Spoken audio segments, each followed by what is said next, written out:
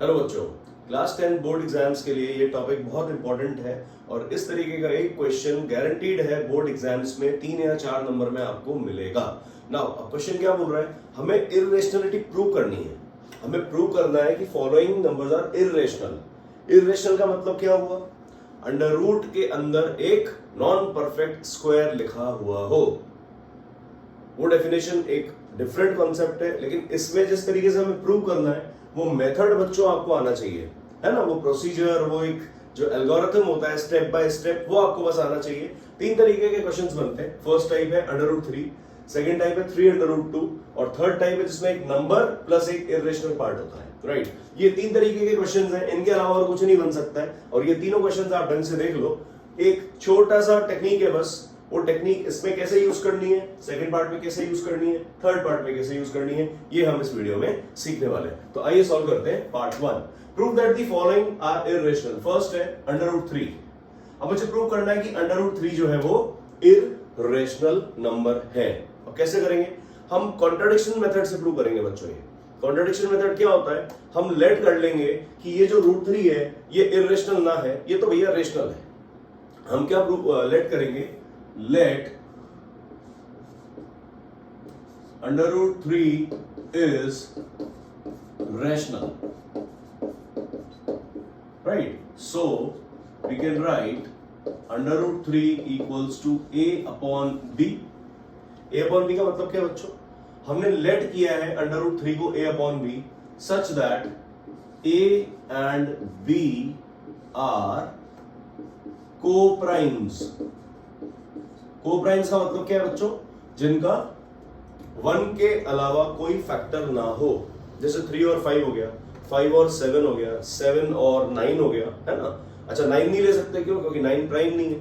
लेकिन ठीक है, हमको बस इतना देखना है कि ऊपर और नीचे दोनों नंबर जो है इनका कोई भी कॉमन फैक्टर ना हो, राइट। इट इंप्लाइज, अब हम स्क्वायरिंग कर देंगे इसको, squaring both sides, squaring both sides. What do we get? हम कह देंगे रूट 3 का स्क्वायर क्या होगा, 3 equals to a square upon b square. कोई दिक्कत? It implies 3b square cross multiply कर देते हैं, 3b square equals to a square, no problem. अब देखो क्या है, a स्क्वायर जो है वो 3 इंटू समथिंग आ चुका है। a स्क्वायर जो है हमने प्रूव कर दिया है यहाँ पे सॉल्व करके कि 3 इंटू समथिंग है। 3 इंटू समथिंग है मतलब 3a स्क्वायर का फैक्टर है क्या, सोच के देखो। 3 into something equal to a square आ गया, मतलब क्या 3 जो है वो a स्क्वायर का फैक्टर है। यस, मतलब 3 जो है वो a स्क्वायर को डिवाइड करेगा। इट इंप्लाइज, हम लिख सकते हैं 3 डिवाइड्स a स्क्वायर। ये जो लाइन होती है ना बच्चों, इस तरीके का एक जो डैश है ना, खड़ी पाई बोल दो उसको, डैश बोल दो। ये जो डैश है this is the sign of divides.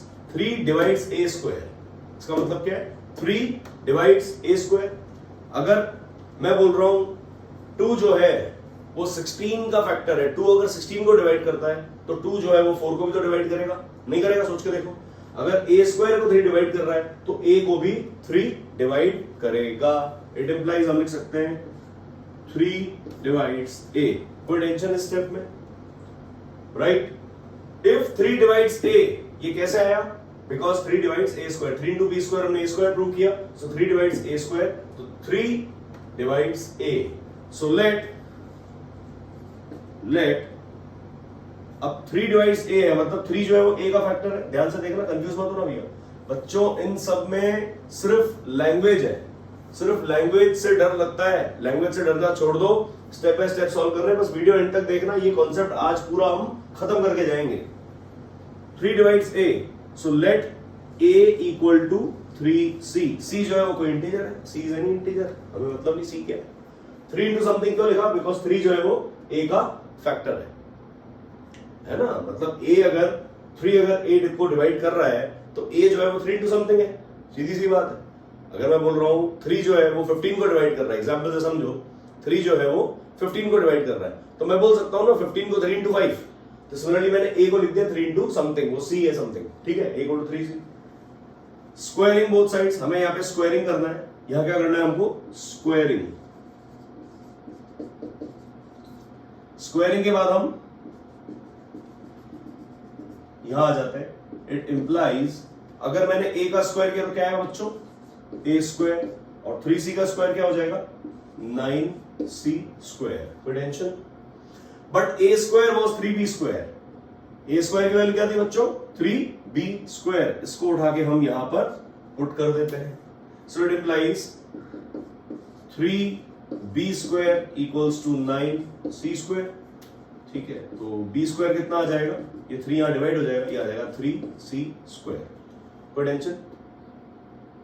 यहां तक कोई टेंशन हो तो बच्चों बोल सकते हैं। तो b स्क्वायर की वैल्यू मैंने लिख दी यहां पर 3c स्क्वायर। अब क्या करेंगे सर, हमने a स्क्वायर की वैल्यू को सब्स्टिट्यूट कर दिया, सब कुछ कर दिया, इसका मतलब क्या है, b स्क्वायर को मैंने सॉल्व किया और मैं लेकर आया 3 इंटू समथिंग। b स्क्वायर को हमने कैसे निकाला, a स्क्वायर में हमने 3b स्क्वायर वैल्यू पुट कर दी बस, है ना, a स्क्वायर की जगह 3b स्क्वायर लिख दिया तो b स्क्वायर आ गया 3c स्क्वायर। बट बिकॉज मैंने b स्क्वायर को प्रूव कर दिया 3 into something, it implies 3 divides b square. Clear? 3 divides b square, it implies 3 also divides b। बोलो कोई टेंशन? डरना मत बच्चों, है ना, लैंग्वेज बेस्ड क्वेश्चन है, जरा सा बस टॉपिक आप समझ जाओ, एक बार इसमें आप यूज्ड टू हो जाओ, कंफर्टेबल हो जाओ, प्रैक्टिस कर लेना खुद से, उसके बाद एकदम इजी लगेगा, लेकिन डरना नहीं है, right. 3 divides b square, it implies 3 divides b, और 3 अगर b को डिवाइड करता है तो उसका मतलब क्या हुआ, यहां पर हमने क्या प्रूव किया था, 3 divides a, यहां पर हमने प्रूव कर दिया 3 divides b। It implies 3 is a common factor of a and b. It implies 3 is a common factor of a and b. यहां पर तो हमने क्या लिया था, a and b are co-primes। यहां पर क्या लिया था हमने, a and b are co-primes। It means what? और यहां पर हमने प्रूव कर दिया कि 3 is a common factor of a and b, so it contradicts our fact। So it contradicts our fact, and hence under root 3 is what? Irrational।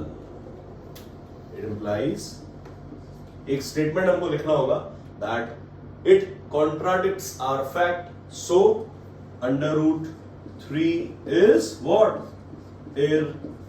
Irrational। ये बस इतनी सी बात आपको बच्चों समझ में आनी चाहिए, कुछ भी नहीं है बच्चों।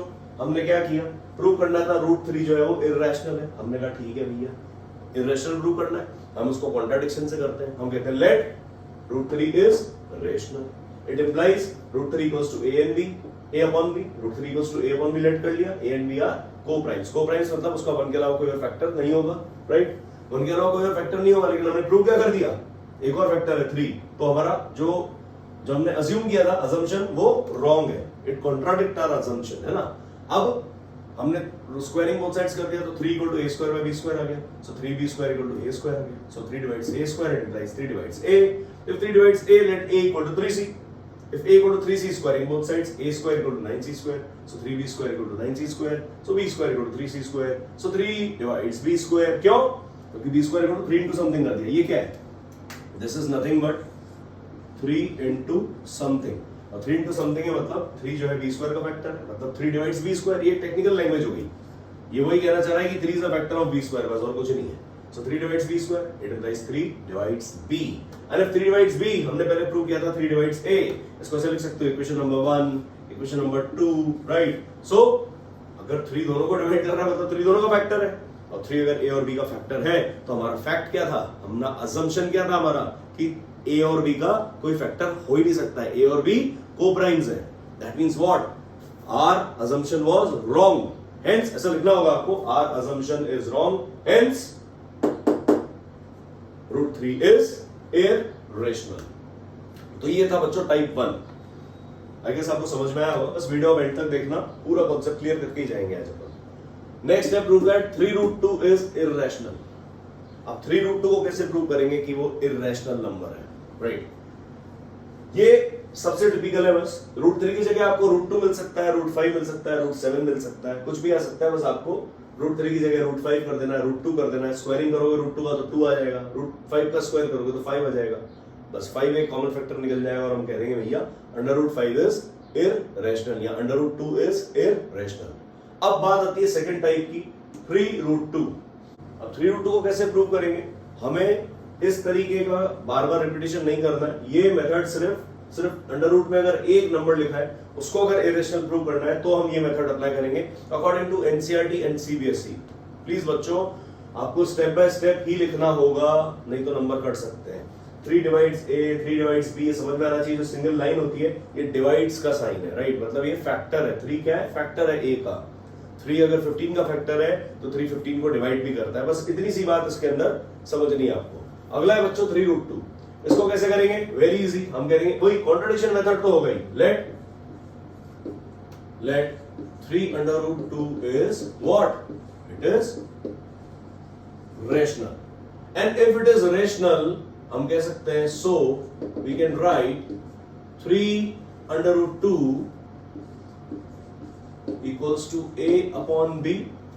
यहां पे लिख देना where A and B are integers. A and B are integers, है ना? सब कुछ देखो बच्चों नीट एंड क्लीन होना चाहिए, तब जाके आपको मार्क्स पूरे मिलेंगे बोर्ड एग्जाम्स में, right? Step by step. A and B are integers, ठीक है सर। It implies हम कह सकते हैं √2 equals to A upon 3B। हमने क्या किया? सिर्फ 3 को B के पास ले आए तो A upon 3B आ गया। Now because A and B are what? Are integers. So A upon 3B क्या है?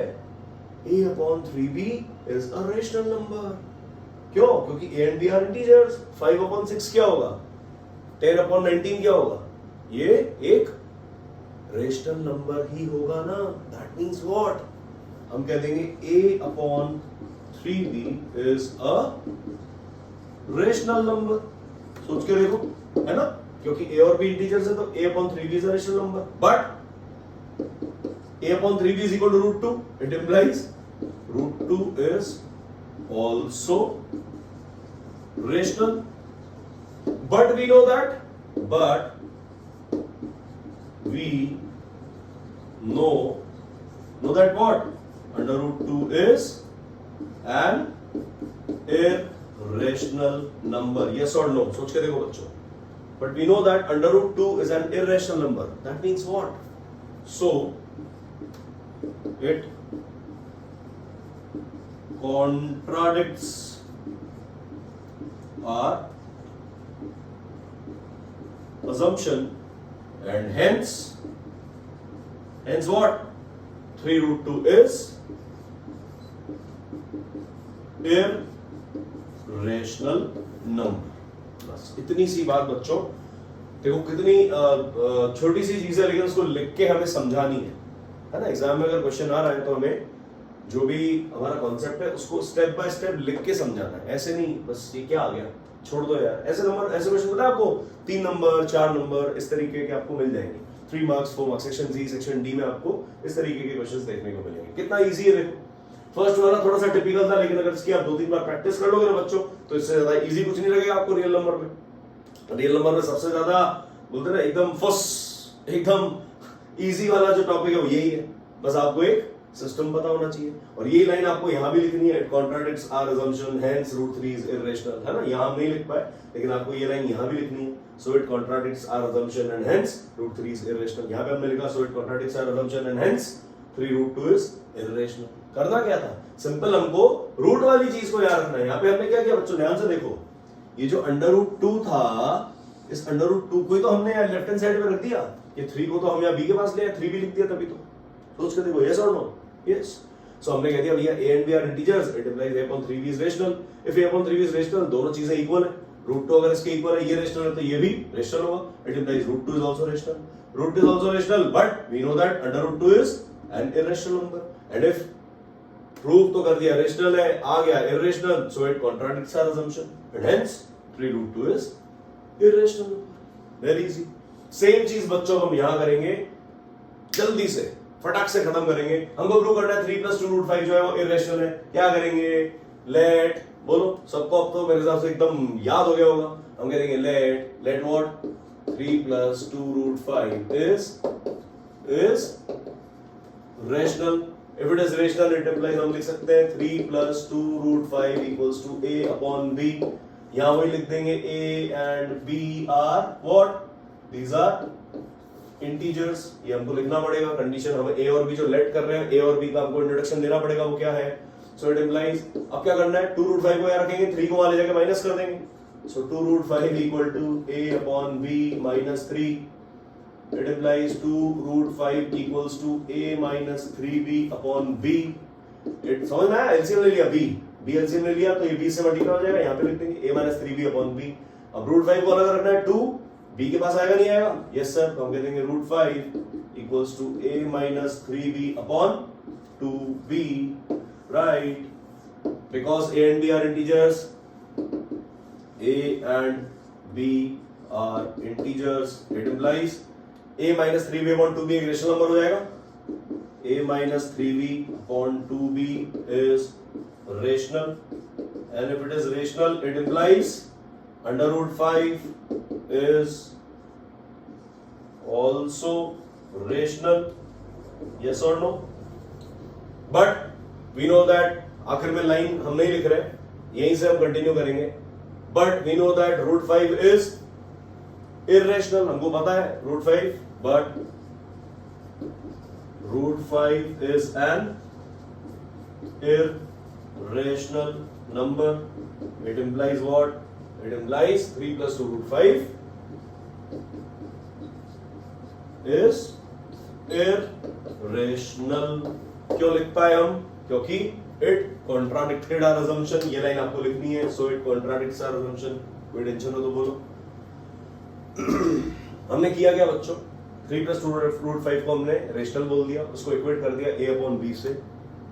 2 रूट 5 को अलग रखा, 3 को वहां लेके माइनस कर दिया, एलसीएम ले लिया, a minus 3b upon b आ गया. 2 को उठाया, b से मल्टीप्लाई करके यहाँ पे चिपका दिया. ठीक, समझ में आ रहा है? Clear? So a and b are integers, क्योंकि हमने लेट किया था a and b are integers. सो उनका कोई भी एक इंटीग्रल कॉम्पोजिशन होगा a minus 3b upon 2b या कुछ भी, वो क्या होगा? That will be rational. It implies root 5 is also rational, क्योंकि ये दोनों चीजें इक्वल हैं.